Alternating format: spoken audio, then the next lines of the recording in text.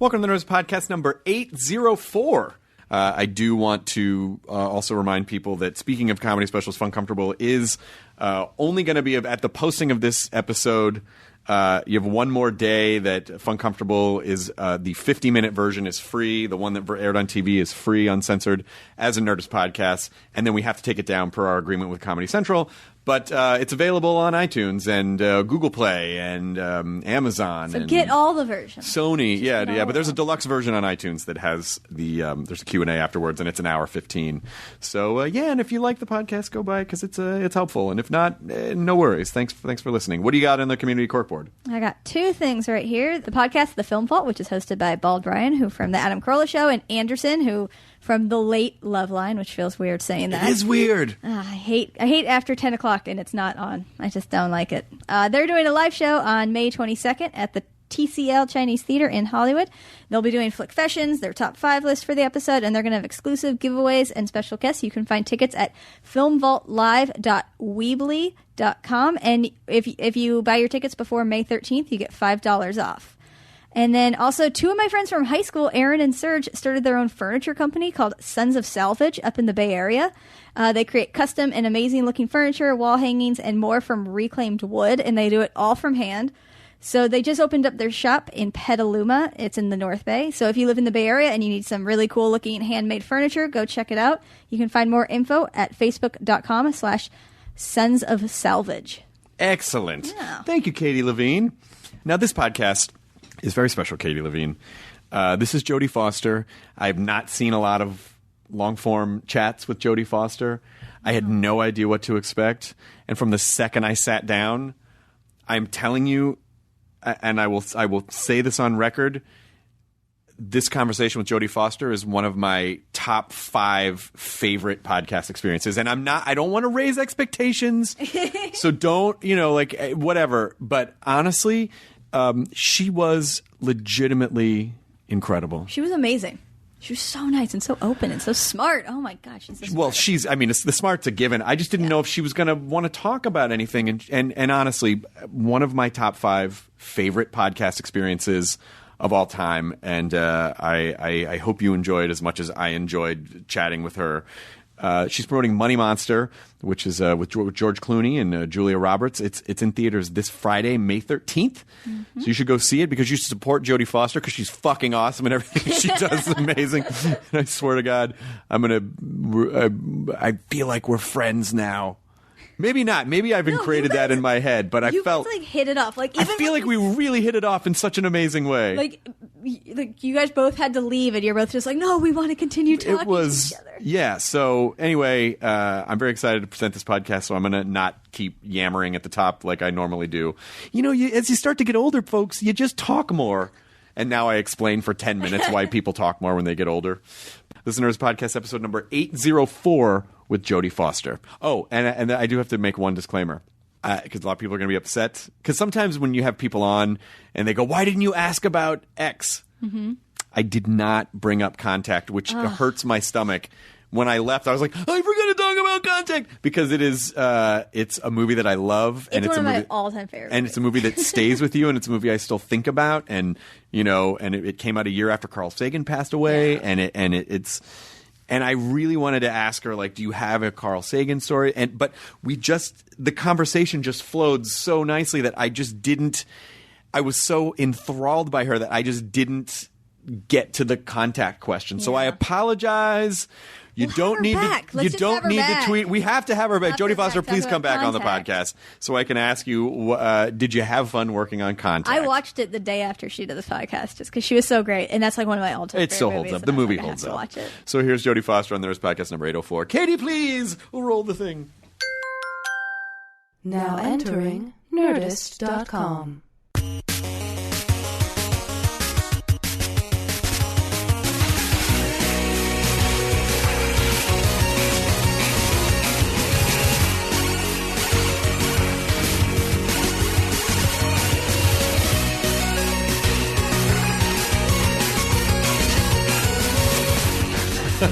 I feel like my entire adult life has been to try to recreate my adolescent bedroom. That is essentially what everything is. I think it's kind of funny that our generation has kind of had this ability to have our extended adolescent period, and I feel like our parents, like, they had to be adults at a certain age, but this is okay now. This is totally okay. It's good. It's really good. Do you have a chill room? Is there like sort of a room that you sort of made up with a lot of stuff that you like? No, I'm a lie in my bed and stare at the ceiling person. And I don't collect anything, and I don't want anything. I'm one of those, I like to get rid of everything. Yeah. I would be happy. The happiest I am is when I'm in an Oakwood hotel. Really? Yeah. It's just as bare bones as possible. Yeah, and nothing creative about it, or nothing that I have to think about, or polish, or that would make me happy. I mean, I have a really nice house. Not that I don't. It'd be really funny if there's like you should just rent at the Oakwood apartment. It's like, Jodie Foster's at the Oakwood. Nothing makes me happier. Does that have to do with? Did you grow up like in the Oakwoods? No, but I grew up going on location. And that's what that reminds you of? I think so, yeah. It's that sort of rental furniture, and all I have to think about is my work. I don't have to think about anyone else. I don't have to worry about them. I don't have to feed them. I just can be in my little, queen-size bed with the IKEA stuff. So then you must get stressed because when you're a performer, people send you things. Yes. You must get stuff and baskets and shit all the time. You're like, this is stressful. Why are you sending? What do I do with this? When I had a company, I feel like we spent at least 60% of the time at the company dealing with things people gave us and things we had to give them back in return in order to thank them for the things that they gave us.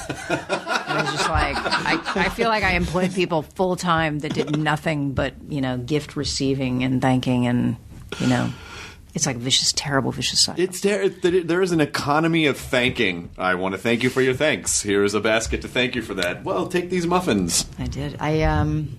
But then because Christmas was crazy. You know how it is in America with Christmas. Oh, yeah. It's not, other places don't believe that. They don't believe in, you give gifts to your, people who work for you or whatever, your friends, or, people in Europe are like, you do what? They have no idea what it's like. And I did a movie that was over Christmas, and I was freaking out. And finally, I made a poem about why nobody was going to get any Christmas presents, and I, did it nicely with good paper and stuff, and then it just became a tradition of coming up with new creative things that you make by hand that are about why no one's going to get any presents. And it just became a tradition. Every year we come up with something new. That's really funny. I mean, is everyone pretty good natured about it? They're like, well, they stopped giving you gifts. Well, of course. They really do. I mean, it took like a number of years because people were like, oh, she's just kidding. Right. And then eventually they're like, oh, no, she's not getting us anything. So I'm not getting her anything. And we all, people just sort of agreed. And it started with just my friends, but then it kind of extended to the work. And people are relieved. They're just so relieved to not have to. To not have stuff. Yeah. And the poem was always, or the song, sometimes it was songs. And depending on the year, like if it was the Katrina year, it would be like a blues song. Mm-hmm. That was about why you're not getting a present. and it was, it took some creativity. It's not like I put no thought into it. Right. And then it would be, then it sort of morphed into, we're not going to get you anything, but we're going to send you something that sort of has to do with the theme, and the theme was Katrina. Right. So, and it was a blues poem, so we're going to send you chicory coffee. Oh, we kind of went to that route, and then it started all over again. It starts. And we had to stop it again because then people were like, wait a minute, she got me coffee. Now I need to get her something. Does that count? No, please, just keep this. Don't, please. I mean, and it starts earlier and earlier. Like, yeah. Like you start seeing Christmas decorations like right after Halloween. That's right. This is like the buying season. And you really do. You start looking at people in hierarchies. I'm like, okay, these are the $100 group. This is the $250 group. And these people are the inner circle. So I got to go all out. Oh, yeah. And I'm all, computerized about it all. Everybody has lists and, categories. And so you're super organized. Yeah, but I'm not kidding about the no present thing because it's oppressive. It's oppressive to have your entire month of December, which should be about decorating a tree or doing all that kind of stuff, doing nothing but going like, I gotta go to Macy's again. I can't get another. You can't do it. I can't do it. You can't do it. Do you like you? So you don't like shopping either? No, not at all. No, I like shopping for stationery and for hardware. That's it. What kind of hardware? Anything. I don't even use hardware. So You're just like that I don't mind. You're just like being in like a Home Depot. Yeah, no, but you go up in the aisles and you go like, oh, I'm sure I need a new screwdriver, or I'm sure there's something. You know what I mean? That's a fun thing to shop for. Well, you're a creator, so you do like to build. You do like to build things. I don't build anything. But you like to build stories. I like to build stories that require no hardware whatsoever. So when you're directing a movie and people come up to you and they go, how do we make? You just go, I don't know, you figure it out. Well, yeah. Well, no, I mean, that's the nice thing about being a director, actually, is that it is your vision, which means you hopefully inspire a bunch of people that have expertise, and you inspire them to, bring the best of what they do to you, and then you say yes, no, maybe, a little more blue, whatever. Yeah. And do you feel like you always know those answers, or do you say them just to have an answer? Oh, no. I mean, there's lots of things you don't know, and part of the process of preparing for a movie is figuring out what you want to say with your film, and then refining the script and refining any kind of blueprint that you have, refining it so that it's, ultimately all leads towards that meaning. Yeah. And that evolves over the course of the movie. You think it's about one thing when you start, and then by the end you realize that it was really about something else that's kind of deeper and more complicated. So it's an interesting combination of it gets simpler, you keep simplifying, and then it also gets deeper and more complicated. What do you learn about yourself? Because obviously you think it's about one thing, but then you start the process and you start expressing these subconscious ideas that you have. Do you ever take a step back and go, I guess that's what I was trying to work out? Yeah, it's a personal, that's the beauty of the personal movie, is that by the time you get to the end of the movie, by the time you get to the end of the process of it, whether it's the end of shooting or the end of editing, you've sort of uncovered some side of yourself that was unconscious at first, and then now is there in all of its shameful neon. Yeah. And it's kind of an interesting process, because I think you do kind of feel bad about yourself. It makes you feel bad about yourself, and then you have to embrace that and move through it. Yeah, the personal movie is an interesting thing. And this movie that I just made, Money Monster, you would say, is not a personal movie. And, there's lots of bombs and guns and fast-paced things. Stock market stuff. And big movie stars and all of that. So it is, a general public movie that's taut and entertaining. But still all the same personal movie things apply. Yeah. Do you feel more exposed as an actor or as a director? Like when you put something out there, what do you feel more exposed in? Well, I think you're exposed in both things differently. As an actor, you don't have any control of how somebody uses your body. Right. So it's just like you're just naked running down the street. Yeah. And, anybody can take a selfie of you. I guess that wouldn't be a selfie. That would be a youth. An othery? An othery. They can, you're just out there. But as a director, the whole point is that you control the images, you control the sound, the score, the props, the actors. You're trying to create a full vision, and then you present it to people and say, "This is what I meant to say about myself." So I think it's a way of being exposed and yet being as much in control of it as you possibly could. Yeah, I mean, I didn't know. I kind of wanted to just see, like, what was the first thing you ever did? And I went back.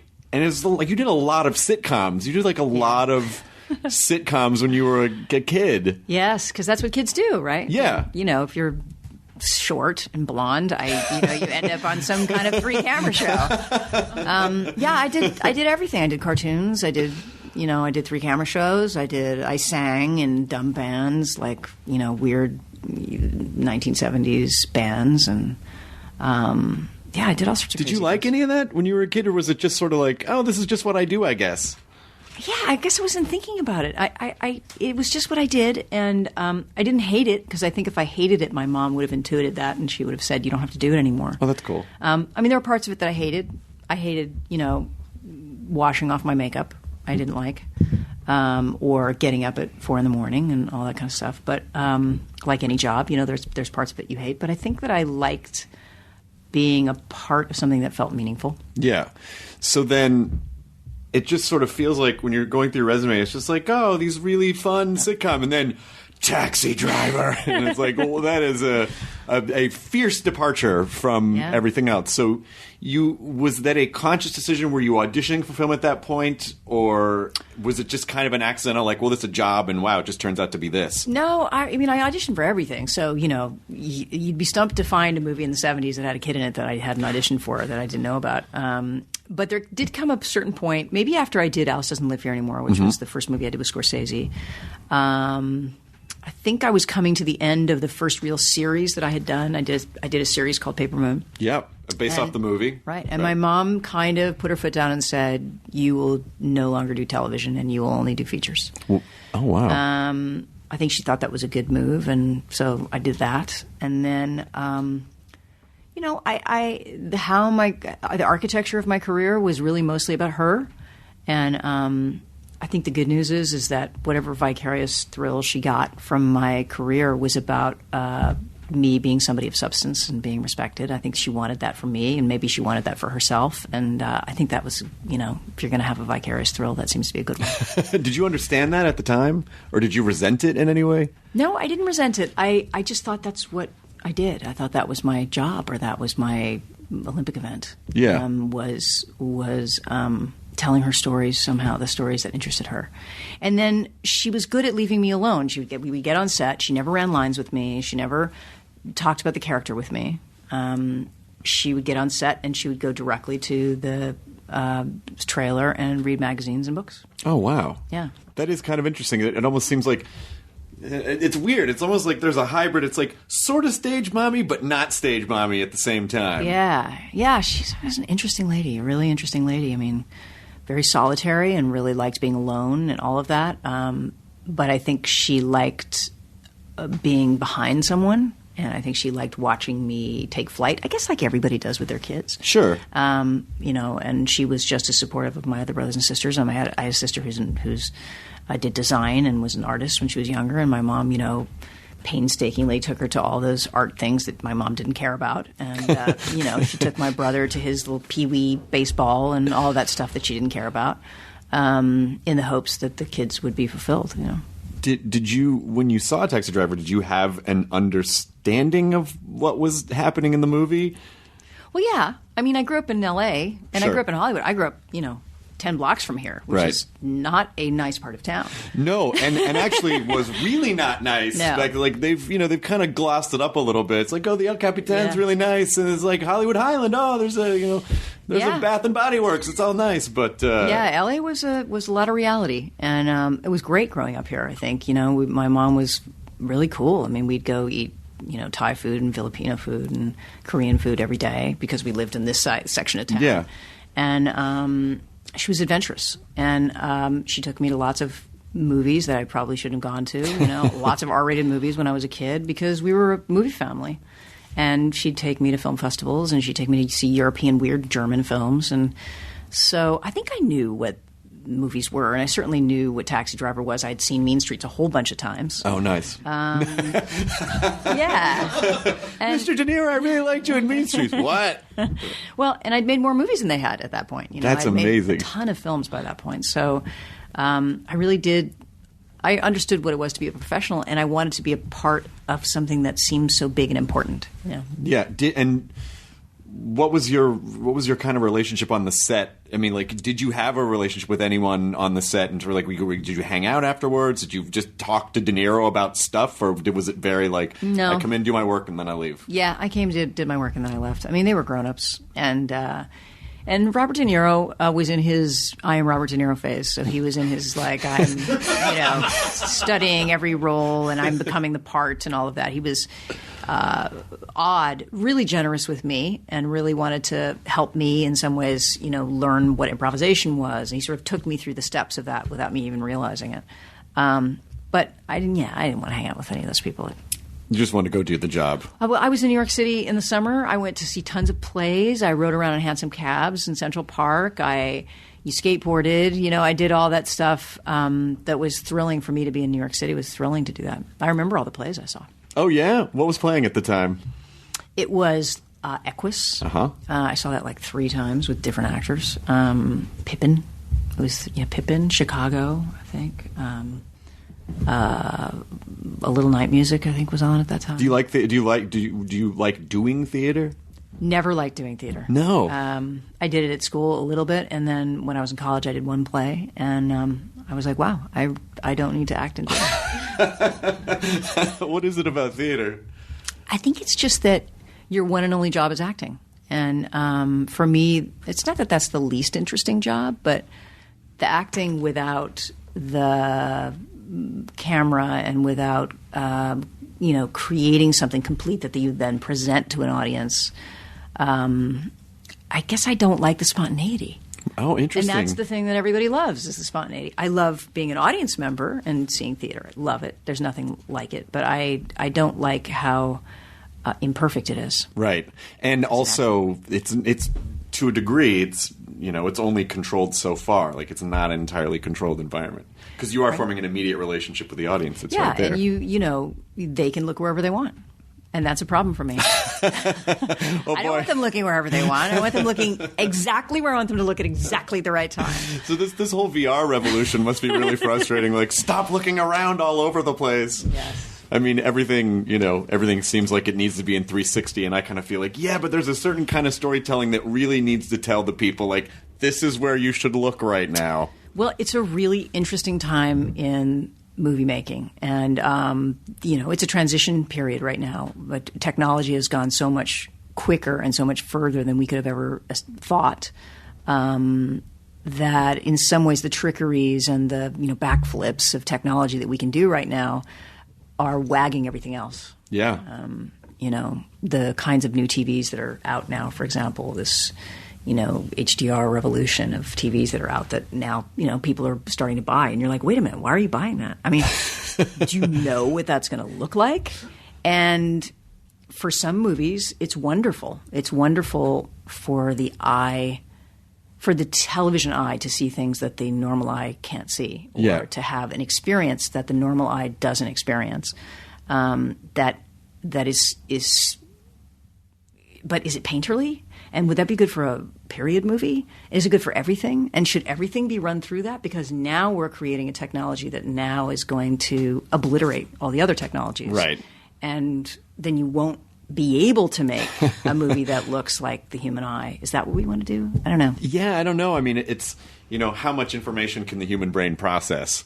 And it's certainly like when you see it HD and it's like, oh, look, they kind of made it HD this whole movie. You're like, well, that just looks like shit. Like, it wasn't supposed to look that way. Like, it kind of needs to be, it needs to be a little fuzzy. And you choose things for a reason. I mean, you choose, for example, let's decide you decide to have a blue pallor, and the whole film has kind of like a blue quality to it, a coldness to it, because it elicits a certain emotion, because that's how you're telling the story. And the audience may not realize that they're feeling a certain way because of the various techniques that you've employed, the choices that you've made. Yeah. But the second you just use technology because you can, and bigger, better, faster, deeper, more saturated, more contrasty is supposed to be better, it's not necessarily the intention of the filmmaker. Right. But that's true of everything now. I mean, I think that's true of everything now. The cyborg experience and our relationship to it, how we are intravenously, whether we like it or not, becoming more and more cyborg is really taking over everything, not just art, but it's taking over everything. Well, sure, because I think there's this idea that more is better, and progress is, like, quote-unquote, progress is always what you should strive for, without really thinking like, well, where are we going, and what is this progressing to, and how is this affecting our lives? I mean, to kind of really understand how certainly the internet, which I don't think we have fully evolved to process the wealth of information, and the everything social media. What are the effects of that going to be in 20 years? I don't know. Yeah, I hope it nets positive. It's a really interesting time. That's why I say it's just sort of an interesting transition period. And I don't want to be an old fogey, because I really I see the beauty that technology's brought to us, in the arts and everywhere else, and the ease and all that kind of stuff. So I do want to. Like gaming, for example, there's just such amazing artistry in gaming right now, probably more creative than anywhere else in the industry. So I'm not, spitting on all of that stuff, but I just don't know where I fit in and where am I going to go. I mean, I don't know about you. You guys probably know what's happening in the world. Like, I hear at least 10 times a day somebody says to me, "Oh yeah, how about that thing on blah blah blah?" And I go, "Huh? What thing?" Like, I never know anything. I never know what television show is happening. I don't know what people are wearing. I don't know what song. Everybody else somehow is ahead of me. And it's not because I'm doing all these fabulous things that are taking my time. I'm not doing anything. You're still lying in bed staring at the ceiling. Yeah. And I'm not like getting a lot done or, you know, solving nuclear fusion or something. I'm not doing anything. And I can't keep up, and is that okay? Like I'm worried, like, is that okay? Because it's not like I'm, you know, getting a Nobel Prize because I'm not on the internet. But so you're not on the internet at all? Yeah, I am. I mean, I do the regular things, but who can keep up? I mean, no, it's impossible. Yeah. Well, I think most people, don't you just ask your kids, like, what do you do? Well, I hand them my device. And I say, you do it. Yeah, it's pretty much what I do. I hand it over to somebody else. I mean, it is a whole separate job almost to keep up with all that stuff. And even though I feel like, yeah, I do a lot of things and I host a show that is all about social media, and so I feel like I still feel like I don't know most of what someone will go, "Hey, did you see that?" "No, I didn't. Where did that?" You know? So it is, I think it's just literally impossible right now. That would have to be your sole job. Yeah, and it's really good for people that have fact minds that love to accumulate pieces of information. And I have it's almost like I've had a disease that, you know, fried certain parts of my gray matter at birth or something, because I don't retain facts. I don't know why. It could be part of your clutter aversion. I'm not that into facts. You know, that's why I was bad on those tests. You know, they'd say, you know, how many horses did so-and-so? I'd be like, I don't know, and I don't care. I don't know. 1792. I have no idea. I don't retain it. I don't care. I'm not a fact person, but I'm an idea person. So yeah. I'll retain ideas. I'll retain people's faces. I'll remember casting on something from, you know, 40 years ago. But I don't have a lot of room for facts. So this is like the worst generation in the world for me. Yeah, but you obviously, I mean, you went to Yale. I mean, you obviously... Yeah, but I wrote papers. I figured it out. My sophomore year. I was like, hey, if I never take a test class and I just take paper classes, then I'm going to get really good grades. And it totally worked. Yeah, I just wrote and wrote and wrote and wrote and wrote. But people realized early on that you were super smart, and that was kind of interesting. That must have been kind of interesting. They're like, wow, an actor that speaks more than one language. I mean, this is crazy, you know? Like, everyone, I feel like pretty quickly, when you were a teenager, they started making a big deal out of that. Was that odd or off-putting, or? It was nice, I think. It's nice to feel like people respect you, even though it's not really based in a lot of reality. I mean, not only did I not feel smarter than anybody I went to college with, I felt completely dumber than anyone I went to college with. Maybe everybody feels that way. I think maybe most people do feel that way. Yeah, I think they probably do. But I guess at the time it was unusual for an actor to, you know, go into academia, and it's unusual even now for an actor to be that interested in big concepts. You know, they're kind of moment by moment people, and because I wasn't born to be an actor, I think I just adapted to one. It's what's made my acting a little unusual. But what made you go back? I mean, because everything... Oh, and by the way, I just want to tell you, I love Candle Shoe. I don't know if you hear that a lot. I don't. I don't know if you care. Maybe you don't. But it's such a wonderful movie. So people on Twitter who knew you were coming on, they were like, ask her if she's going to make Candle Shoe too. And I'm like, she's probably not going to do that. That would be funny if I did Candle Shoe too. Well, I play the Helen Hayes character. Oh, wow. Yeah, you could go back. I could go back. You could go back. I mean, you know, were those experiences fun for you, or did they feel like work? Or did you have one that particularly felt like special to you? Well, it was my whole life. I mean, it was my whole life. So I never stopped and went like, wow, how does this feel? Or I never considered it I knew it was my job, but I also knew that it was everything that I'd ever known. I mean, I started at the time I was 3, so I don't really have any memories that before I started acting. It was just what I did.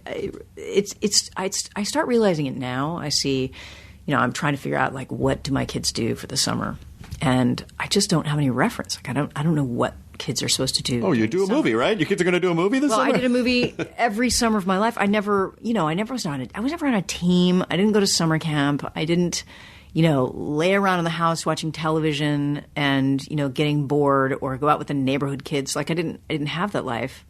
And I don't know what to do with, I don't know what I'm supposed to do with them. Maybe it is camp, or maybe it is a trip or something. Yeah, they do all that, but it seems a little lazy. Right. It all seems a little lazy compared to my childhood, I guess. It seems a little lazy. Well, you did have an exceptional childhood. Your childhood was different than, I would say, almost everyone in the history of time. So that is kind of an interesting thing to think about, is if you were conditioned to do all these things and have this work ethic and have to do this, and you were an income earner from the time you were 3, but your kids, maybe they don't have, maybe they're like, hey, can we just lie around? Yeah, and pretty much that's what they do. They do a lot of lying around. When I was your age, I went to the Academy Awards. Okay, I get it. Yeah, and it was a lot of, I see the burden of it. I mean, I see that it's shaped my personalities in positive ways, but also in negative ways too. That's a lot of responsibility for a little kid, and it's a lot of worry and a lot of feeling like a lot of obligation, feeling like if I did it wrong, something bad would happen to the people I loved around me. Sure. If I got fired, it was a big deal in my family. Right. Or if I didn't work, I supported the family, so that was a big deal. Yeah. Or if I, was messed up and left school and became a stripper, that would have impacted my family. So. Absolutely. I mean, I found an old interview you did with Roger Ebert when you were like 16 or something. Oh, yeah. And I think it was the question of, well, like young stars, like they go out and they go to parties. Like, I think it was right around Foxes or something. So it was talking about like, are you anything like these characters? Like, no, I just go home. Like, it's not, I don't lead a crazy lifestyle. Was that by choice? Did none of that interest you, or was there strict parenting? Yeah, it just was my personality. And I think my mom was, I don't know how strict she was. I mean, of all the kids, I never had a curfew. There really wasn't anything that I was ever told that I couldn't do. I think because I didn't care, or I didn't want that, And I liked my time alone. I liked reading, and I liked movies, and I was really geared towards school. Oh, wow. That's such an interesting... I mean, to go to school, to go to Yale and to major in literature, and then to go, I think I'm going to go back and act again. Like, did you just go, well, I don't know what else to do, or did you just miss the process of it? Well, I worked the whole time I was in school, so I did 5 movies while I was at Yale. And for some reason I thought you took a couple years off and went... Because the movies weren't very successful, but no. I made a lot of movies.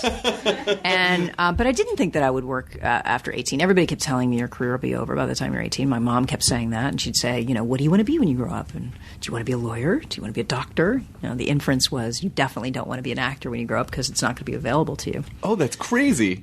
But that was true. I think that was true of pretty much every young actor, that by the time they were 18, their career was over. So I assumed I'd go to college, and then I would, maybe try and act a little bit just to sort of keep the income thing because I'd always done it. And then it would just fizzle out, and then I'd move on to whatever it was that I was going to do after. And that didn't really happen. Was it? Did it happen accidentally, or did you really, really did you feel defiant? Like, oh, well, maybe I will show you that I'm going to work past 18. I think I was a little defiant. I remember when I graduated from college, and I spent that first 6 months, sleeping till noon and not knowing what I was going to do with my life. I went out on auditions, a bunch of auditions, and I remember feeling like, wow, I see how dedicated actors are. And they were like, if I don't care. I just want to be in a Fruit of the Loom commercial. That's fine by me. But I didn't feel that way. I felt like, wow, I've acted my entire life. And if I'm not going to work on really good scripts, then I'm not sure this is what I want to do with my life. I'm not sure that it's worth it to me. mostly because I'd already done it already. I'd taken all those steps. I'd done 1,000 junkets. I'd done, I'd done all of it. So was I just going to do that for another 60 years and hope to, get a couple commercials a year or something? So I kind of, took my GREs and thought I'd go to grad school and try to figure out what else I would do. And then, I did The Accused, and that sort of changed everything. That really did change it. I mean, did you understand that as you were making it? This is going to be a serious, important movie? I don't know. I knew the role was kind of life-changing. I didn't know whether the film was going to be successful or not. I didn't think I was very good in it. Really? And I was more convinced than ever that I needed to go to grad school. And so I just assumed my career was over then. That's when I thought was the end of my career, was The Accused. But then after after the nomination, after all that happened, did you go, oh, maybe I'm not a good judge of my own stuff? Yeah, it made me realize something. I think, I was only 25, however old I was, and I brought my own prejudices to it. I think I was confused by the character because she was kind of offensive and mouthy and loud and annoying, and I'm not that way. Right. So I was sort of like, wow, she's irritating. I think everyone's going to hate this movie. And but I couldn't figure out how to play her any differently. So I was hard on myself. I kept thinking, like, why can't I figure out how to play this character differently? And then I realized that it was, that was the instinct that I had, and I had to stop thinking about it and just go with the instinct that I had, and that it was a good lesson for me. To trust your instincts. Yeah. When all of everything, really took off, like really blew up after that, did that make you uncomfortable? Like, was it so much that it was kind of uncomfortable being under the scrutiny and I mean, even though you had been when you were a kid, did it just feel familiar in not a good way? Well, there's good parts and bad parts. And I kind of felt like that was my family business that I was raised in, and that I was, I had the right mechanics to be able to pull it off, I guess. Like if you're an astronaut and you don't get nausea and you don't mind the 0G and you don't mind being alone, well, astronaut is a good job for you. Right. And I thought that, being a successful actor and being in the public eye was kind of a good job for me because I had a system. And I had the system that I had as a child, and, I did my junkets, and I showed up on time, and I knew everybody's names, and I compartmentalized my life, and that somehow wouldn't affect me in any kind of adverse way. I figured like I had a handle on it. And to some extent, that's kind of true, but to another extent, it does impact on your life. And absolutely. If you grow up a certain way, if you grow up in the wilderness without any parents, maybe you have a happy life, but it's a different life than you might have had. You just described Nell. Yes. But you get these survival tools that get you through it. And then later on in life, you realize that the survival tools might be a little, might be because of trauma. Sure. Oh, interesting. And is that something you've faced or thought about, or do you? I do think about it, and I think about it, and it comes out in the movies I make. I think that that's certainly a Little Man Tate, The Beaver, and certainly Money Monster. I mean, all three of those. There's a theme of the celebrity or all those people that have expectations of you, and you think of yourself as this just failed person. And that always happens. I mean, that's how are you supposed to know who you are if you're constantly being put up on a pedestal, or you're constantly being treated like somebody who's different? It's hard to figure out what your own real identity is. In fact, I don't think you can figure it out there in the moment. I think you have to step outside of it for a second and realize what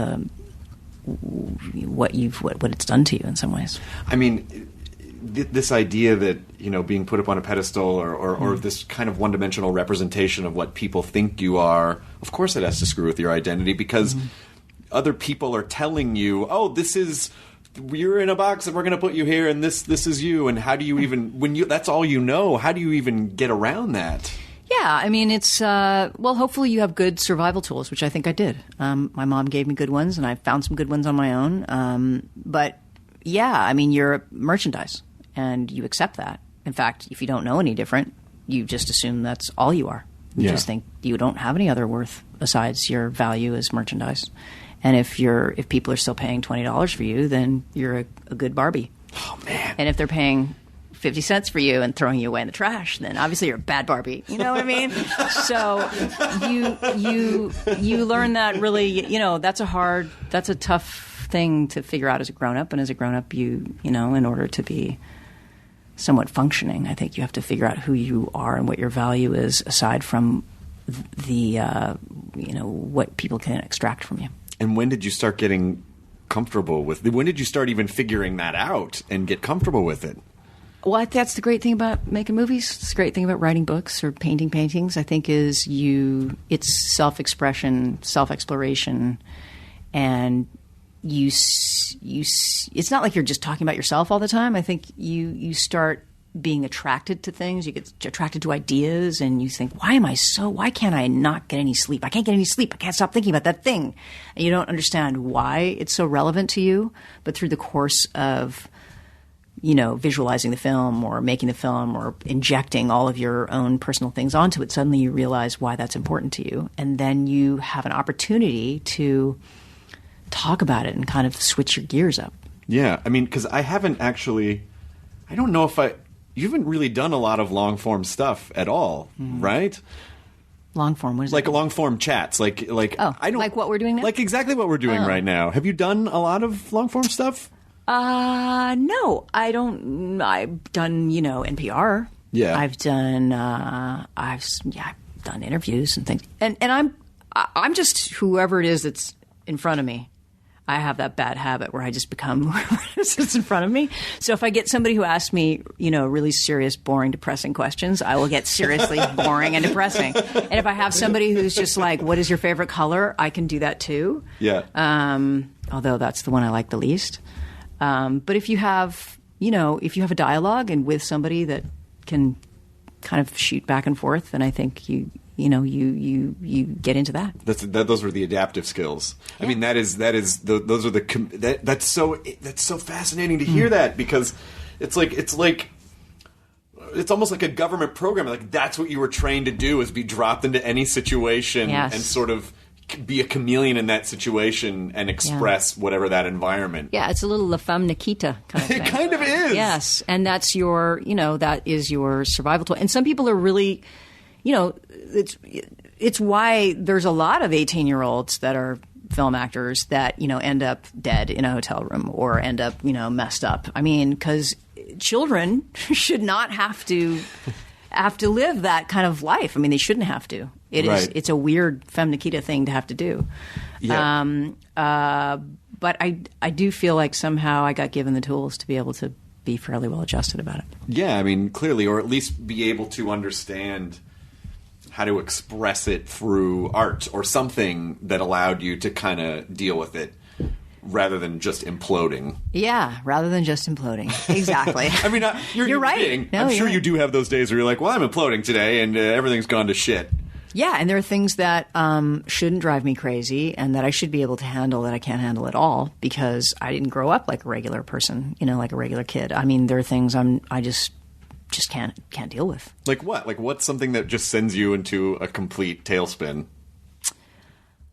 I have a really hard time with like my whole what you're going to wear and my whole physical appearance thing. Right. So I've learned, because it makes me so stressed out and makes me feel bad about myself. Like I can't.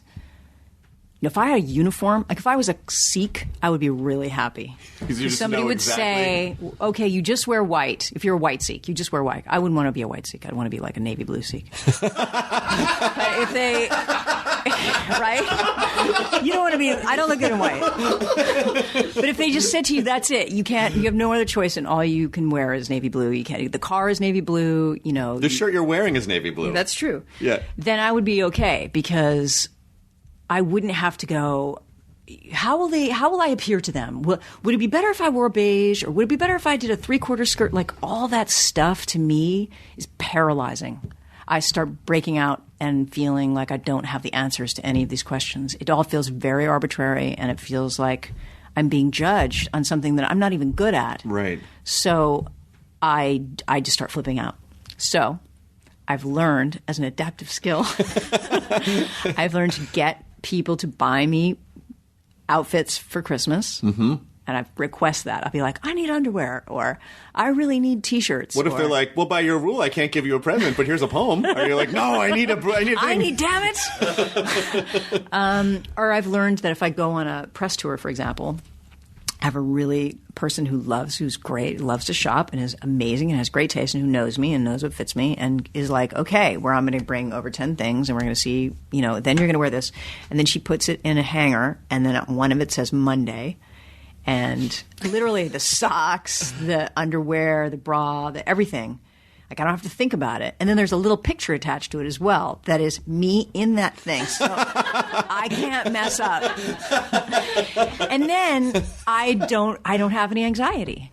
It just, everything is just that, like, A to B to C to laid out, so you don't have to. Right. That's really, there is a consistency that I really like, which is it seems like your survival skill is just to get rid of any clutter, to have the simplest point from A to B, to unload emotionally and also in the physical universe, just anything that's cloudy. Yeah. Anything. Is just get it out of the way and let's just focus on the task at hand. Yeah. And in a business that is mostly about bullshit and clutter, that is an interesting dichotomy to have to live. Yeah, I know. I mean, I think that's why I've been able to get stuff done. I get a lot done. I mean, I can get things done because I know how to, extricate all the shit from my ears. I can throw it all away and not listen. If there's a fire engine outside, I just don't pay attention. Yeah, that's I mean, in some cases, yes, I can understand, like, okay, you may not know the TV shows and you may not have, like, a wall full of toys like I have here, but you are more likely to get shit done in an efficient manner. Yeah, and then I can choose what my joyful, mindless activities are. Yeah. And I have those. And I can choose what they are, and then I can completely focus 100% on that, whether it's like I like football, for example, and I like Sunday football. And football and sports are the dumbest things in the world because they amount to nothing.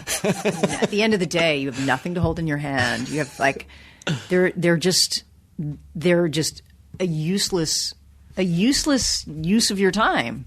But I really need that. And by the time I get to Sunday, I really need some kind of useless piece of time to completely and totally focus on. Absolutely. Well, I mean, I would tell you, and I'm not a sports person, but I will tell you I do understand it's not useless because it is, I think the most important thing that people have is a community. Like, right. We're always constantly trying to find communities, and they're not always the best communities, but right. People just need to sort into communities because we need to feel connected to something.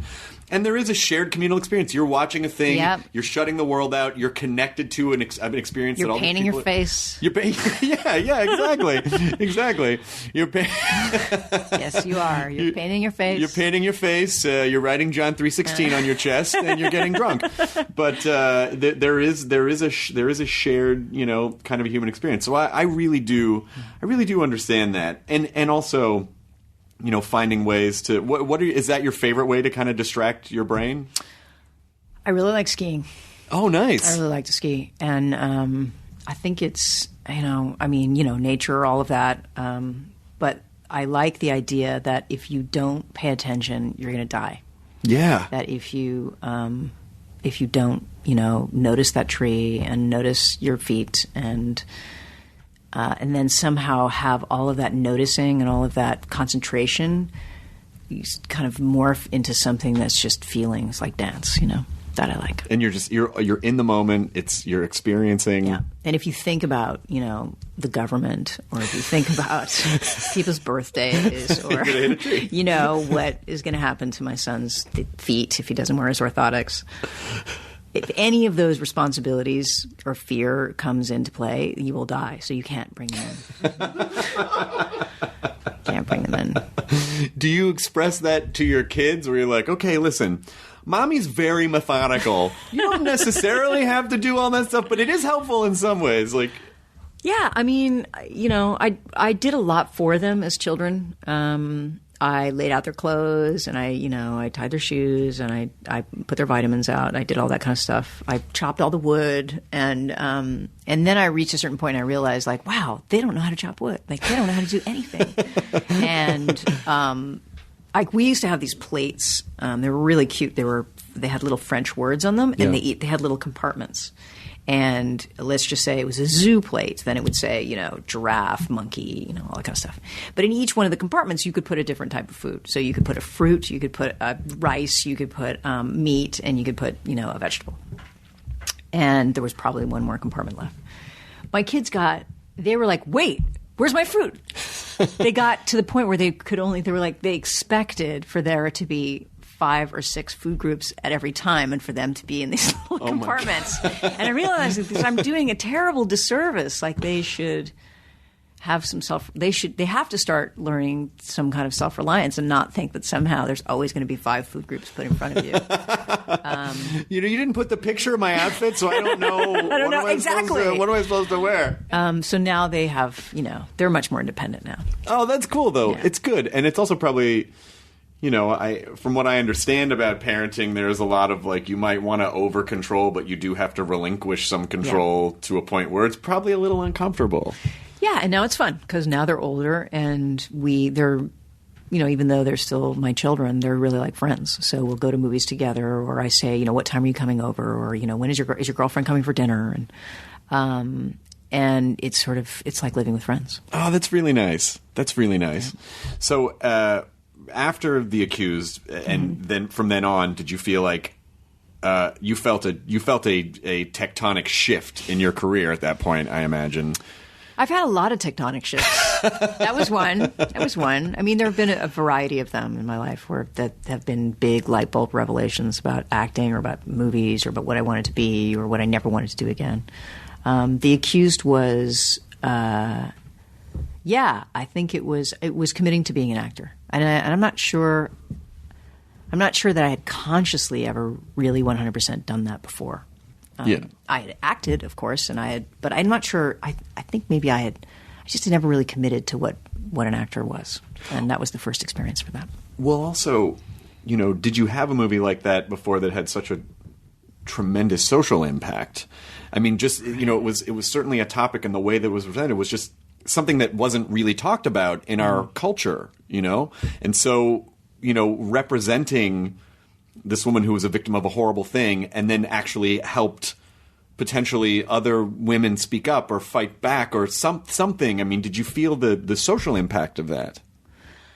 Yeah, I guess people wanted me to feel the social impact of that, and I found that problematic because I felt like I just wanted to make movies, and that's really what I was. If I was ever an expert at something, it was making movies and creating characters, and I didn't want to start getting off into some tangent where now I thought I knew how to be a doctor because I played one on TV. Right. And I was really careful about that. I had an experience that was profound for me, which was playing a rape victim, but I wasn't a rape victim. Right. And I couldn't really speak as if I was one. And I didn't want to be put in – I don't like the spokesman thing. And I know a lot of people get it, and they're better at that than I am, but it's just not my personality. I'm not good at being a spokesman. All I know how to do is make movies. Right. And speak French. And you can make movies in French, too. That's you make true. movies in French. That's true.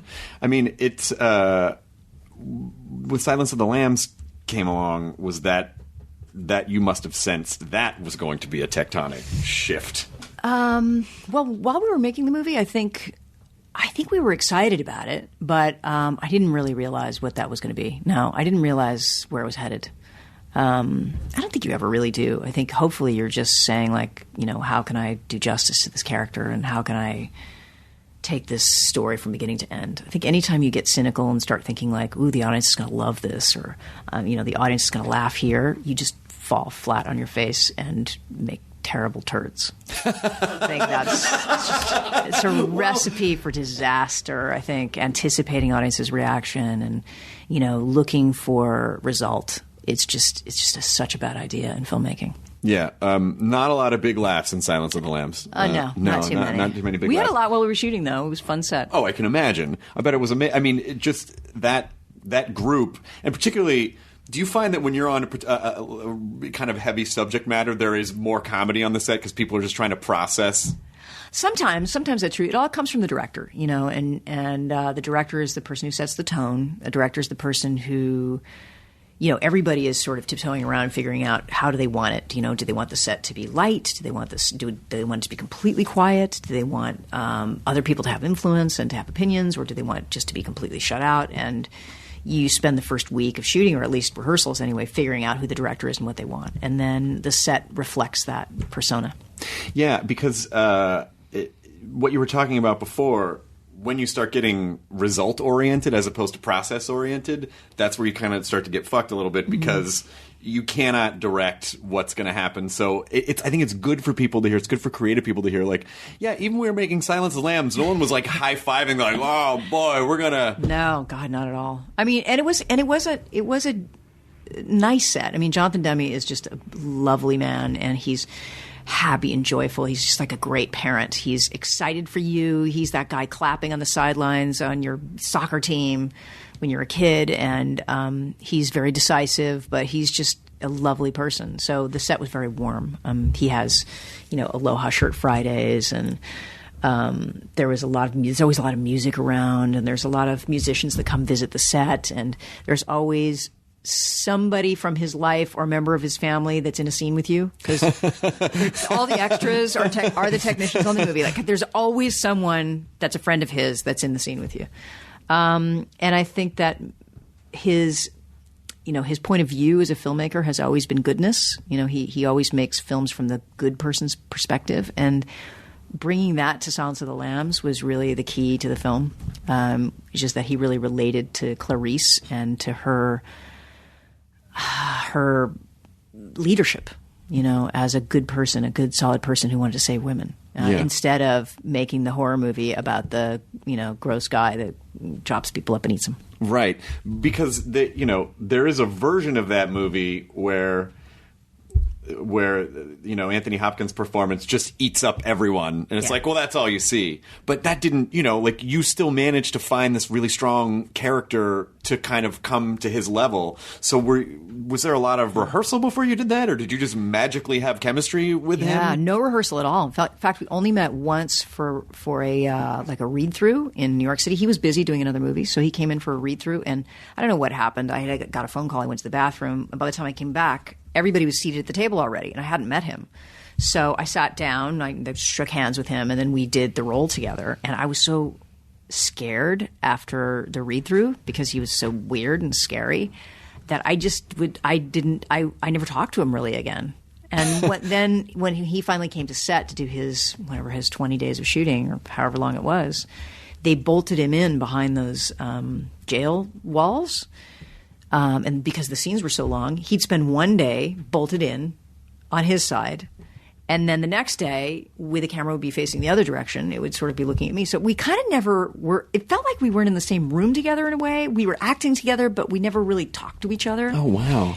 And then that just became this weird self-fulfilling prophecy. Like, we never talked at all in the film. I just got more and more scared of him. And the last day of shooting – we finally had lunch together, and I was eating tuna fish sandwich. I remember that part. And he said, "I was scared of you." I said, "I was scared of you." And he threw his arms around me, and then, it was all good from then on. Oh, that's nice. I mean, when you work on something, is it sort of like, when you move on, do you lose touch with people? Do you still keep in touch with people, or is it? It's a weird thing being an actor. You definitely lose touch with everyone. Sure. And technicians all come together, right? If you're a camera department, usually you've worked together before. So the first AC, the second AC, the third AC, and the camera operator and the DP have all worked together. So they come as a department. And this is true of all the different departments, whether it's sound or lights or whatever. But as actors, you come in, you work with these people, and then you kind of never see them again. And when I was a kid, that was really traumatic, because I'd be on a set for a month or 2 months or 3 months, or be on a television show for longer. And then the show would get canceled, or the movie would be over. And I was 8 years old. Which feels like forever. Yeah. And then I never saw them again. And so the first week was, devastating. I was devastated not seeing these people every single day. If you live that way your whole life, then as time goes on, you get more and more used to it. And it's something you sort of accept. With actors, I can never keep up friendships with actors. They're always flying somewhere. They're always doing something. Actors sometimes are flaky. Yeah. And Sometimes. they can be a little me first. Sure. It's like, I've got to be in Palm Springs. Sorry, me first. So I never keep up with any of the actors that I've ever worked with. Very, very few. And we kind of shake hands at the end of the movie and go like, you're so fantastic and we've gotten so close. This has been such an intimate relationship and I'll probably never see you. But there is something there's something kind of special about that. There was a moment in time that you had that you don't have to necessarily recreate because you got to go on and do a new thing. Yeah, and you kind of accept that. There have been movies like that. I mean, this movie Carnage I did where there were just 4 of us. That was it, just 4 of us in a room, and one room the whole movie. And I feel like I got closer to those actors than I ever have, ever. And we've never been able to connect again. Is there a movie that in particular that maybe isn't so obvious that's really personal and special to you? Well, they all are for their own reasons, but which one did you feel the most? Oh, go ahead. What were you going to say? I mean, I'd say The Brave One in a weird way. I think The Brave One was a really kind of a turning point for me. I felt was a special movie for me, and there's something about this very solitary character who was discovering a side of herself that was kind of ugly, but also super exciting and beautiful, and because the film was filmed at night and I was in New York City all by myself and I spent a lot of time just like with my headphones on, walking in New York City, you do kind of, it's not that you become the character, that you definitely don't become the character, but you get obsessed with something and then that's all you think about and that's all you do. So you're pretty much obsessively inside one person. Right. And it was very life-changing, that movie, for me. And had you not felt that before? I mean, it kind of seems like you're good at, do this and then kind of move on, do this, kind of move on. Yeah, I guess that was the hardest movie for me to walk away from. It was just the hardest one to sort of shed, in a way. I kept going like, but wait, that was beautiful, and now I'm here, but I want to be back there. Oh, wow. Yeah, especially that far into your career that you could still have that experience. Yeah. And not be like, acting is acting. Yeah, it made me, I realized a lot of things. I think I realized that I was sleeping a lot in my own life, and I just mean that metaphorically. I feel like I was a little bit asleep, so that when I did The Brave One, I was suddenly awake, and then I didn't want to go back to sleep again. So it made me change my life a little bit, and I started working more. Do you have you acted in anything I looked at your IMDb page and it said like 2013 was the last acty thing. Yeah, I haven't acted in anything. Do you not want? Obviously, you could if you wanted to. Just haven't seen anything? Or? I really want to focus on directing. I will act again. Of course, I will. I mean, I've always acted. I'm sure I will act again. Yeah. I don't know what it'll be, and hopefully, it'll be something that isn't what I already have done 100,000 times. Which is hard to do when you've made so many movies. It's, you can repeat yourself easily because people are always offering you the same parts that they offered you before. Sure. Oh, yeah. Well, that's also, how do you, as someone who's definitely keep breaking, I mean, I think the same year you did Taxi Driver, you did Bugsy Malone, right? Yeah. Those must have been right on top of each other. One right after the other. Could not have been more disparate. Right. Experience. Yeah. And, of course, I was the right, I fucking loved that movie. It's like Which one, Bugsy Malone? Bugsy Malone, yeah. I don't think as a 6-year-old Taxi Driver was really in my wheelhouse, but the Pie Guns and the Paul Williams sound. I listened to that soundtrack 100,000 times. Yeah, the pencil-thin mustaches. It was just great. So creative, so amazing. Alan Parker, he was so great. Yeah. I like to do different things as an actor, and I know that there's something that I'm known for. And what do you think that is? That I'm drawn to and that I'm known for, because I choose the parts. Sure. I play solitary, dramatic characters, that go through something. I guess they go through something and find their heroism in some ways through trauma. Sure. And so what is the type of a role that you would want to do? Have you ever just thought about, I just want to do a dumb comedy. I just want to do a ridiculous comedy. Comedy doesn't have the lure for me that it does for a lot of other people because, comedy's not easy. Comedy's not fun to do comedies. To try to engineer having that energy over and over and over again, it just doesn't come naturally to me. I mean, I can do it, but I don't love it the way a lot of people do. I also, when I go to pick out a DVD, I don't go for comedy. Right. I'd rather see a drama. It just feels like I don't know, it feels too insubstantial. Yeah. But I would like to be in a movie where I had to learn to do something really hard. So, throw a javelin. Sure. Or play the violin or speak Portuguese or be a contortionist or something that required big, like physical, huge commitment. And I would do that for, 4 months before shooting. And then I would shoot. You could just learn the violin. That's true. I could do that. But then I won't have the discipline because... You wouldn't have the discipline because I'd it's be all like, centered this around is work. hard. Yeah. I'm not doing this. There's no reason to do this. I don't have to do this. Now there's a violin in my house, and I just take it out. Just get rid of it. Exactly. Because we're such in an interesting time where, film and television are kind of doing this. And so... has anyone approached and be like, hey, maybe you should be on True Detective Season 3? It's like with some sort of mini television cinematic event. Yeah, I get that a little bit. And I would definitely do it if it was the right thing. If it was something that was different than what I'd already played before. Sure. Something that was like a crazy, wonderful stretch. That would be great. I love directing TV. I like serving the creator and serving the writer. It's different than directing a feature.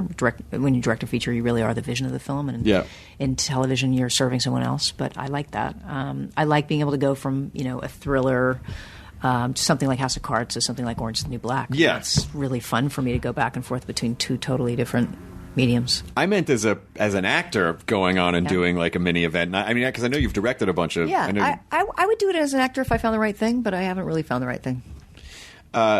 Your first directing credit I saw was Tales from the Dark Side.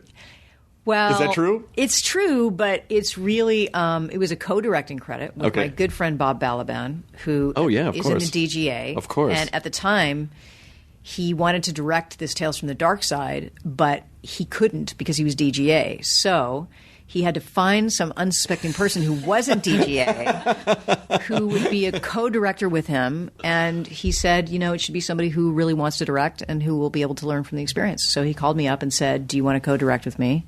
You'll be from the beginning to the end of the process, and you'll be in editing, and you'll be in casting, and you can do all that with me. And I did. Was it fun? It's really his show. It is his show. Yeah. Okay. Well, it is. You did get credit for it. I did, and then years later, I brought him in to act in Little Aunt Tate when I did my first movie as a director. To sort of pay him back. Oh, that's nice. Yeah, that's really nice. Did you? I know you wrote your thesis on Toni Morrison. Is that correct? Did you ever get a chance to be friends with her? I don't mean like Facebook friends. like real friends. I did interview her for the thesis, and it was amazing. It was an amazing experience. Were you nervous? I was so nervous. I arrived. I had to drive to Nyack, and I was in Connecticut, and I had to drive to Nyack, and I was like, I think I arrived like 2 hours early. So I just parked my car outside on the river and waited to meet Toni. Now that must have been a unique experience because as someone who was so good at inhabiting other situations, and now all of a sudden you kind of have to be yourself as a student, just talking to another human being as Jodie Foster and Toni Morrison as Toni Morrison. That must have felt challenging. It just felt great. I mean, it felt great. The years that I spent, I'm kind of a head first person. Meaning I'm not an emotions first person. I'm really a head first person. And I think I'm most comfortable when I'm processing things through my brain. Yeah. So college was sort of exactly up my alley. And literary criticism, which is what I was doing, was really, that's kind of how I think. And did any of that experience inform like how you work as a director or how you work as a performer? Like what were you able to extrapolate from that? Oh yeah. I mean, everything that you do anyways between the ages of 18 and 21 is somehow going to haunt you in your life. You're going to see all the shades of that come into your life. But, I learned to read at college. I learned how to read a text and to look at it in a more meaningful way, to look at things deeper and to organize my thoughts in the best way to communicate it to other people. Yeah. And, it's the most amazing university, and it was really an amazing – I just can't believe that I went there. It's so great. And throughout that time and then everything that followed afterwards, I mean, being able to, because I read something that said, it says, I looked at your Wikipedia page real fast and it says, Jodie Foster private life. Jodie basically says Jodie Foster doesn't really talk about her private life because she was so exposed as a child. And so she's very, very, very private. Mm-hmm. You feel, how have you managed to maintain a level of privacy, and how does that get in the way when you just want to do the work, but people want to talk about your clothes or your personal life or other, some weird things have happened around you. So how do you process that? Yeah, it's, you figure it out. And it's not my personality to be very public. It's not my personality. In the same way, it's not really I'm sure that if I hadn't grown up as an actor, as a child actor, I'm sure I wouldn't have been an actor. I can't imagine. I don't want to dance on the table and go like, look at me, or, do imitations. And it's just not my personality. And it's not my personality to want the world to gaze at me and to tell them everything about me. To have, to allow strangers, total strangers, millions of strangers into my most personal thoughts. It's not my personality. And so are you able to kind of have, I would assume you are, it seems like you are, to have that piece of yourself that's just for you or the people closest to you, and then kind of knowing how to go into the mode that is like, oh, this is sort of public Jodie, but there's also private Jodie, and that's... I think so, and I think you become, for lack of a better word, kind of dissociative. You learn to, just like a multiple personality person, you learn to have a public person and a private person, and you become incredibly compartmentalized. Oh wow! And so that's the bad flip side of how to survive and be fairly well adjusted as a celebrity actor, as a young person. I mean, I had to learn to dissociate myself. I had to learn to have connections and then walk away. And I had to learn to draw lines, to have boundaries about how far I wanted people in my life. And my mom was smart. She had been a publicist when she was young, and for a junior publicist with people like Marilyn Monroe, and she worked at a very important firm. And she had seen those lessons, so she was careful. I mean, she gave me all those lessons. She'd say, fools' faces are found in public places. She would say to me, she'd be like, don't get your picture taken. There's no reason to have your picture taken. You have your picture taken because you're promoting a movie. But there's no reason to have your picture taken for any other reason. You don't need to promote your life. You just promote your movie. And she was very clear about trying to create boundaries that would allow me to be a healthy person when I grew up. I mean, that was her goal, was that I would be a healthy person psychologically. She really almost was preparing you for what happens now. I mean, just growing up now, I don't even know how you could tell someone that. Like, it wouldn't even process. What do you mean? So just only kind of post on Instagram? No, never. Yes. Never. Yes, and some of that was fear. I mean, some of that was some really healthy fear, and she gave me a whole bunch of fear about lots of things. And as you get older, you learn, like, oh wow, maybe I shouldn't be so fearful. Maybe I should, rebel against my mother now that I'm 55 years old.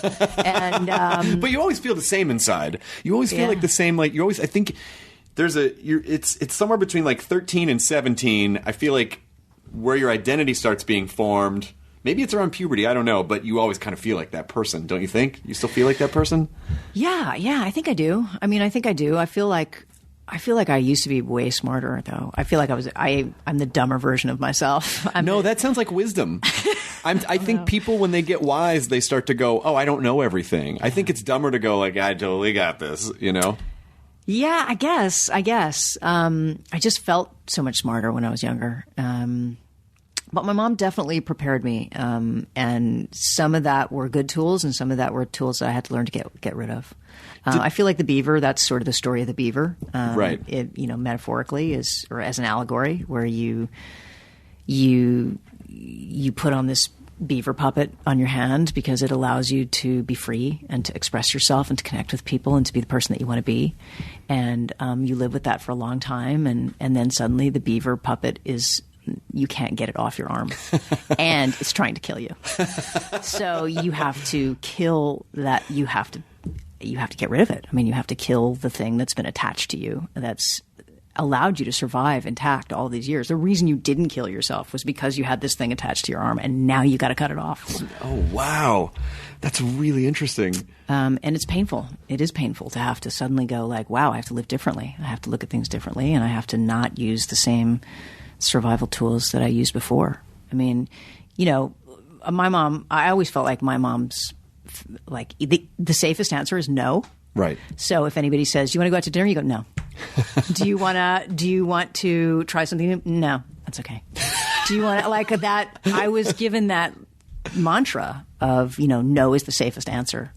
And part of my adult life was learning to say yes a bit more, learning to make a bigger fool of myself and to make mistakes. And learn how to trust. Like, how do you even really taught to trust people? Like, well, you shouldn't trust people, honestly.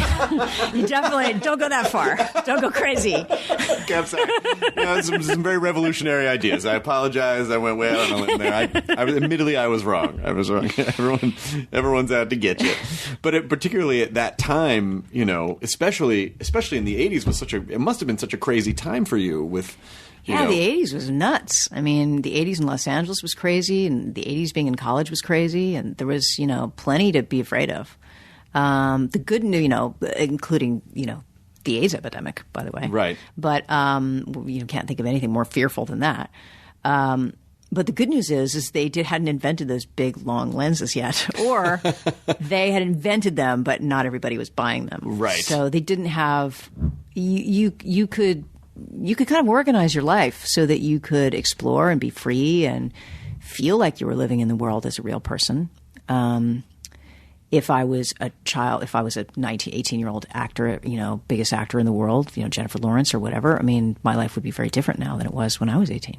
Yeah, I mean, I feel like that is a crazy thing to survive. Like, how do you survive that? Because everything's so much about getting clicks and traffic. It's like, let's build this person up. Now let's tear them down. Yeah, but won't that hurt their fit? Fuck it. Who cares? Like, we're getting clicks. It doesn't matter. I mean, how do we pick up the pieces and kind of deal with what our culture is wreaking on our I don't mean the negative parts of our egos, but I mean like our ego, like ourselves, our perceptions of ourselves. Well, it's going to change our flora and fauna as a species. I mean, it already has. My kids' generations, they're just not so sensitive. They're like, why? Who cares if everybody sees my picture? What do I care? Why do I care? I mean, am I Messiah? Are they going to steal my soul? Like, why is that such a big deal to you? They may not. This new generation just may not understand what the big deal is because their evolution. The evolution has changed them a bit, and they don't know what the beauty of privacy was because they've never experienced it. Are you solitary to the point where sometimes you even have to say, like, either in your relationship or to your kids, like, I just need everyone to go away for a minute, and I just need to be alone?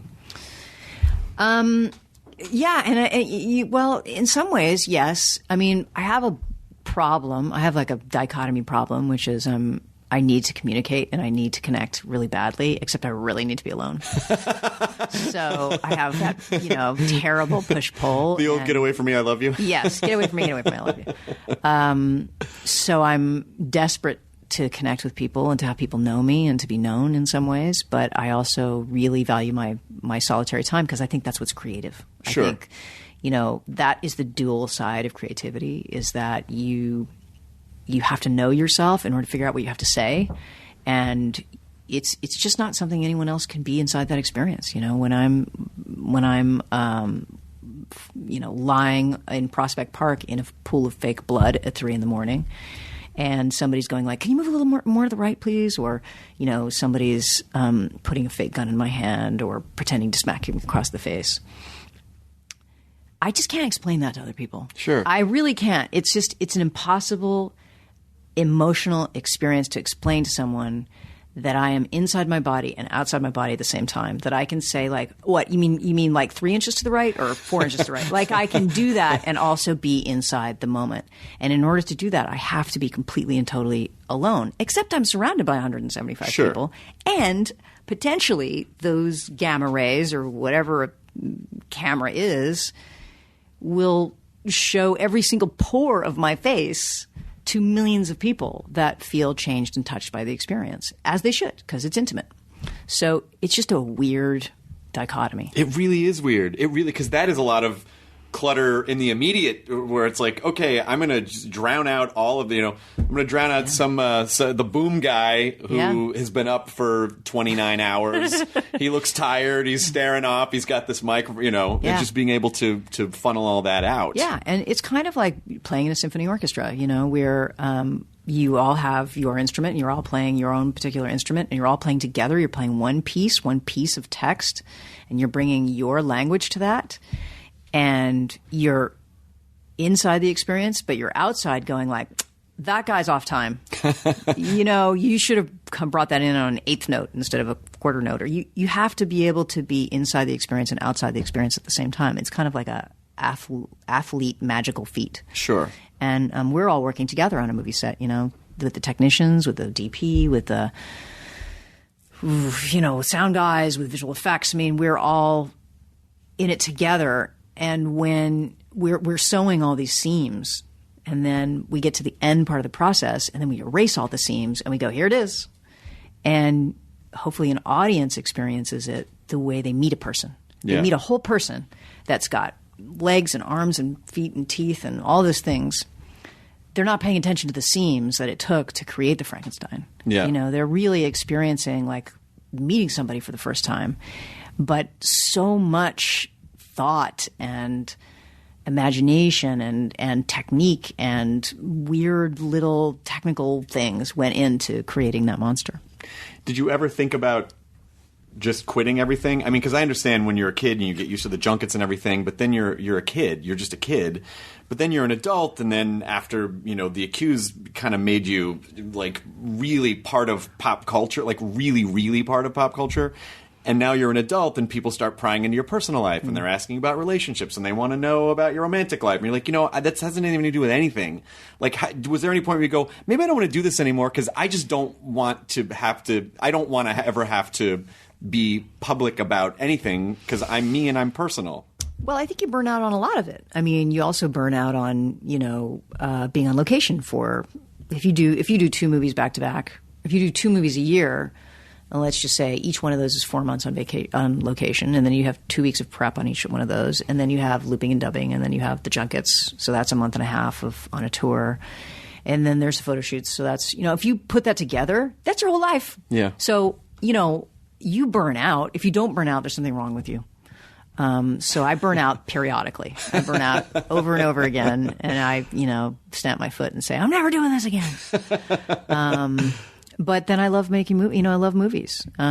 It's why I didn't end up going to grad school and why I didn't become a professor, because I just really love movies. I love movies so much that I could punch someone in the face when it's like they messed it up, or I love them in a way that's really passionate. And I'm not sure.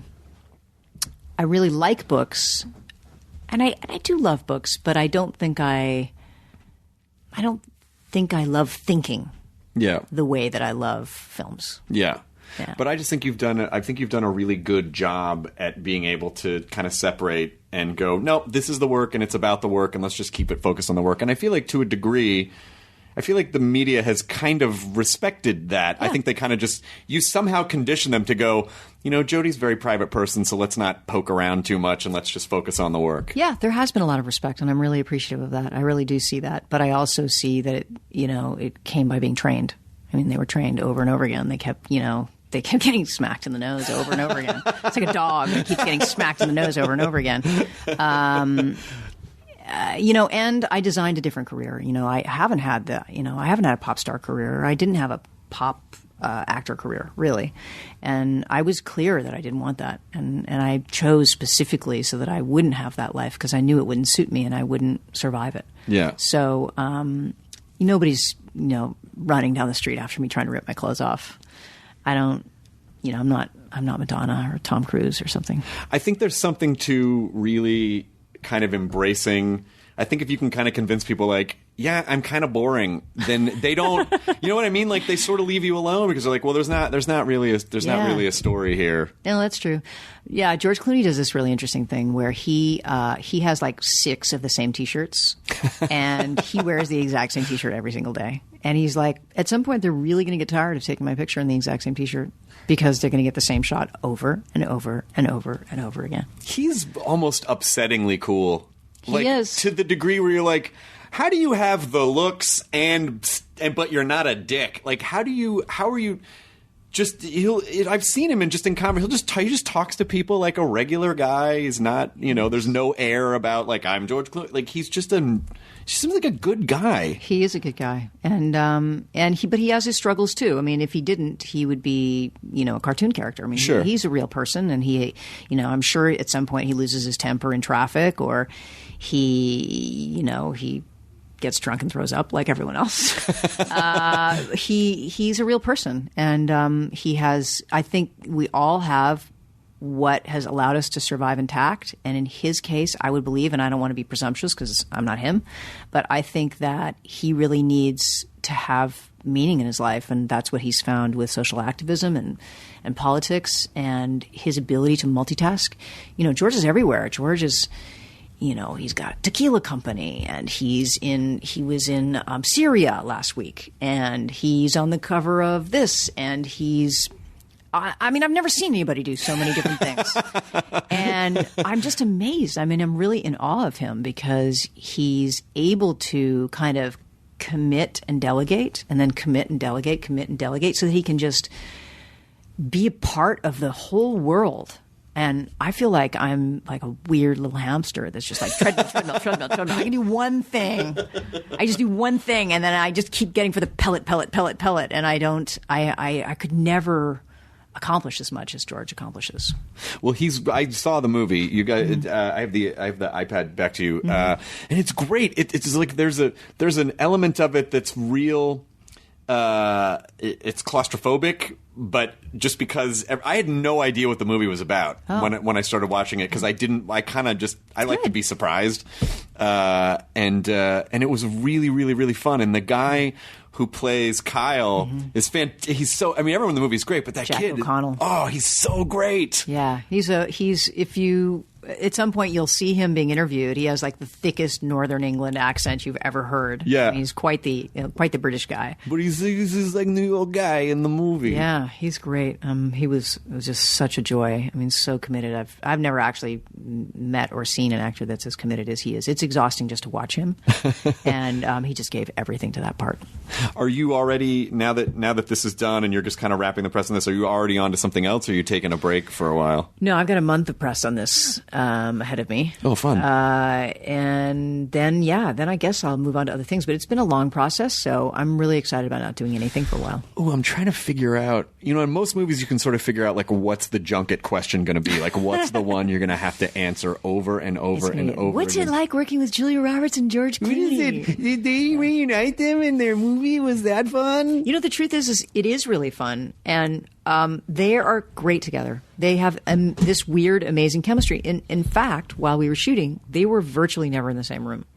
Only the first 2 minutes of the movie and the last 2 minutes of the movie. And you just feel them connecting just through the wires, Yeah. And it was wonderful being on set with Julia Roberts, and she's fun and funny and does her homework and comes in prepared, and just everybody loves her. And it's strange though. You go to the monitor and you look at her and then suddenly go, oh, that's Julia Roberts. And you forget. I forget who she is, and then I go look at her on a box, and I'm like, oh my God, that's Julia Roberts. Julia Roberts is in my movie? Oh my gosh, I can't believe it. I'm sure she does that every day. I'm sure every day she just like walks by the mirror and it's like, oh, Julia Roberts. Oh my God, oh wait, Julia that's me. Roberts. That's me. That must be, yeah. It's such the idea that this business can really fuck with your brain a lot, but it kind of, forces you to be so transient in a weird sort of way. Like, I'm always interested to find out how anyone has any semblance of any kind of normal anything, particularly if you're on that level. I just don't know. Yeah. And the questions of celebrity are of interest to me. I mean, Money Monster, obviously that all comes to play. Absolutely. He plays, a joke of a financial news host. He's kind of like a Jim Cramer type of a guy. He's like a Jim Cramer type, although he's a little smoother and a little more George. Yeah. But he's just unconscious and he's lost in his own life. He has this tremendous ego and yet he feels horrible about himself. And it's that weird combination of, being sort of pumped up on, the public's steroids in some ways to how they think about you and how you see yourself in the mirror, and then realizing that you're just you know nothing and you're just a shell of a person. And he has to face that in this sort of spiritual crisis that happens during this hostage taking. Who do you empathize with most in the movie? Do you have one character? I think every character is me. That's how it works, where you're always saying, who would I be? And then you sort of shape the character. So there's a part of me, of course, that feels like George's character, Lee Gates, the celebrity talk show host in some ways, who's doesn't really understand who he is, doesn't know who he is anymore, has lost himself, and who just feels like a failure.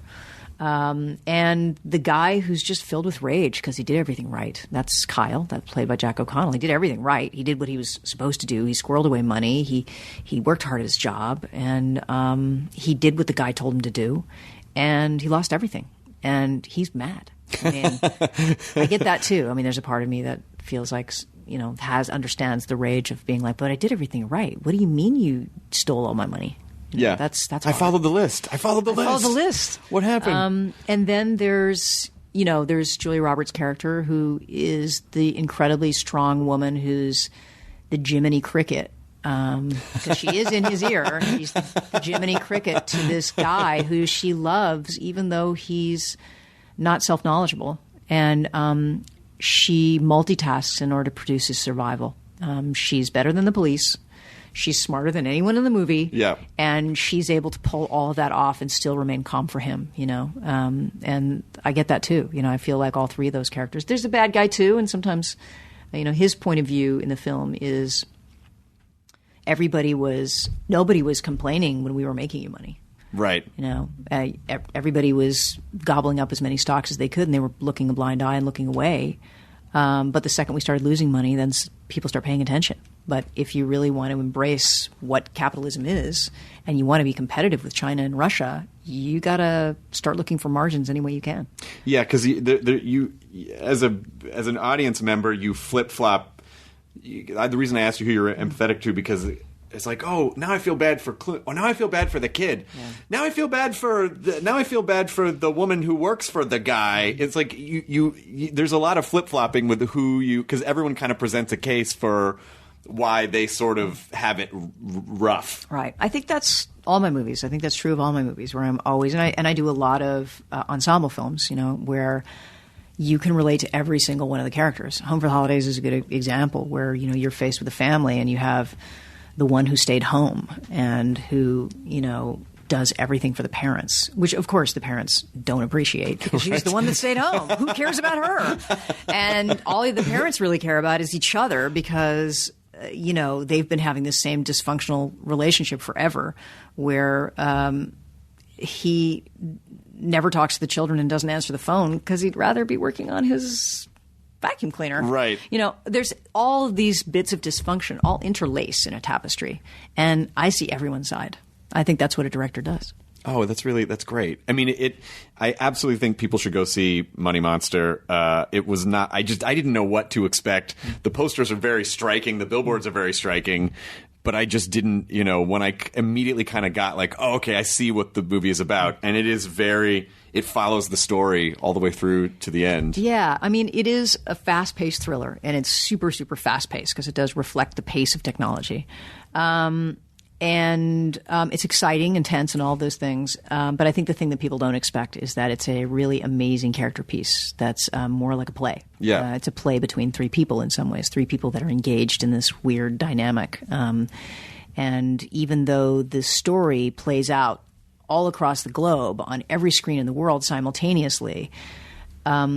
Some of it is really just about the tiny details of shame that these characters carry with each other. Yeah, and also everyone kind of has a discovery of self-awareness. Mm-hmm. Everyone kind of has to have that moment, and Kyle has it. There's a particular moment in the movie where he gets called out by someone, and he kind of has that like, oh shit, like everyone kind of has that moment of they think they're doing the right thing, and then they realize, oh wait, I haven't really been paying attention. Yeah, I mean, aside from the fact that it really is a genre movie and it does clip along and it's about exciting things, for me, the movie's really about failure and about specifically men's relationship to failure and self-hatred and the failure especially that they feel reflected in the eyes of these strong women. Sure, yeah. I mean, it is... failure's a little tied to our ego sometimes, a lot of the time. But it is kind of, I think it is good to, do you think, but it doesn't mean everything. Failure doesn't mean everything. I feel like we take it hard sometimes, like, oh, everything's fucking ruined and I can't remember. But it doesn't really mean everything, or do you think it does? No, I don't think it does. But I think we live in fear of it. I think we don't know who we are unless we're winning. And that's certainly a part of modern culture. It's certainly a part of the financial world. What is the financial world? The financial world is telling you you are valuable because you own such and such stock. Sure. Most of it's on paper. You're not going to eat more turkey because you just have 20,000 more shares of Apple computers. I mean, a lot of it is really just about the idea of value. It's not really value in itself. And more money, more value, more stocks. That must mean I'm better. Does that mean I'm better? And if I lose at this poker game, does that mean that I'm worse? It's a value machine that's off kilter. As we're wrapping up, where do you place value? Where do you think we should place value? I'm all for experiences. I feel like once you hit 40, nobody should give you any presents that aren't experiences. They should give you like food. They should give you, a day in the pool. They should give you sand in your toes or something. You should have an experience because what do you want with all that crap? Yeah. You're just going to have to sell it at a garage sale. Ironically, I'm looking behind you. Oh, that's right. A wall of crap. I know. But to be fair, that is an original Muppet Show lunchbox. Yes. So you probably meant everything but like that, right? No. I mean, they're totems, but they're totems of memory. Sure. I mean, they're totems of memory. That's what art is too. Yeah. I mean, you hold something in your hand and you were like, when I was 5, my dad gave this to me. Or remember that cool concert that I was at where we all had our arms linked around each other and we fell all over each other. I mean, you want to hold on to these things so you can recreate those memories. Sure. And that's why people buy Renaissance paintings because, Da Vinci painted it. And when he painted it, he used this oil. It's the story behind it, the story that you can retell and say, see this painting? This is what Leonardo was doing. And that's why I bought this painting. And the real value is really the experience. Well, I honestly can't thank you enough for coming in. And I was a little nervous at first. I'm like, I've never seen Jodie Foster talk for longer than a few minutes, so I don't know if she's going to... It was funny. I was like, when you walked in, I was like, wait, did it start? I guess it started. Oops. I guess it started. Well, I never want people to sort of... especially if you're... Because this isn't really... I'm not a journalist, and these are really just like coffee chats. Like if I met you and like, let's go to coffee and just talk. And so I feel like if you go, welcome to the show, that makes people immediately go, this is an official thing, and my defenses are up, and I'm not. So I feel like it's better just to have an experience. Like let's just talk like people. Let's be human and talk like people, and not have it be a clipboard. And then what? Yeah, I'm with you, and I don't think. I do a lot of interviews, right? Because you do junk. I mean, it's part of my job is I do a lot of interviews. And I think that we've kind of lost the dialogue thing. And people don't know how to have a dialogue anymore. They don't know how to go back and forth. Well, because everything is all about we need to get as many people to see this thing in a moment as possible. So how do we do that? We do that with clipping and sound bites and fear-mongering and tabloid exploitation and, creating false stories to get attention. Yeah, sound bites. Sound bites are interesting because I can sometimes because I'll think of really bad analogies. And then if I say them, then somebody will put them in print, and then it haunts me for the rest of my life. So I've learned to try to calm down on saying, I once said something like, if I see a dead bird on the street, I don't know. I don't know about you. I just want to kick it aside. I don't know. I just don't. Jodie Foster hates birds. I don't want to hug it. I don't want to like go down and go like, how are you feeling? I just want to kick it aside. And I think that's up there with the stupidest thing that I've ever said in my entire life. And there is no way that I will ever be able to go on an IMDb page, on any page of my life, and not see, whenever I see a dead bird, I just want to kick it. I mean, literally, I must see that. If I ever plugged into the internet, that is all I would see. It's the dumbest thing anyone could see. Obviously, I was trying to make a point. Yes.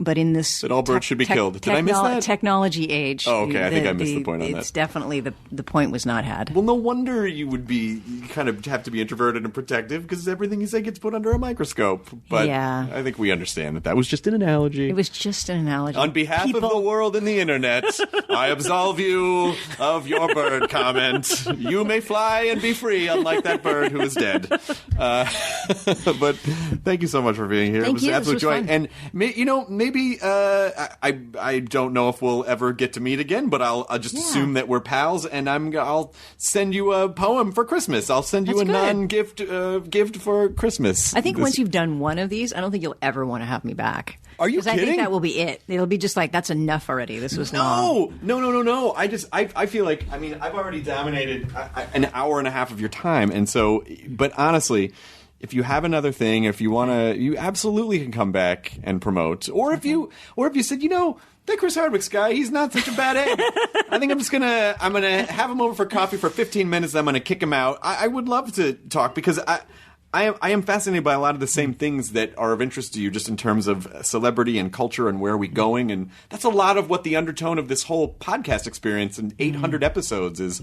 What's human about what we're doing, and how do you find humanity in a relatively cold and inhuman way that we communicate now, which is via devices and interfacing with machines. And so anytime. Yeah, and I don't trust it. I'm not good with machines. I mean, I do them, but I'm never going to be the guy you go, oh, we're doing the next installation of Star Wars, let's call Jodie to direct it. I mean, that's not me.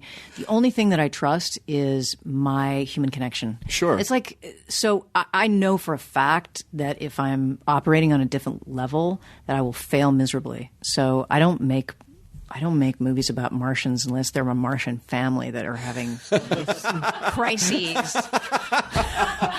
I know better, I think, because I know what I trust.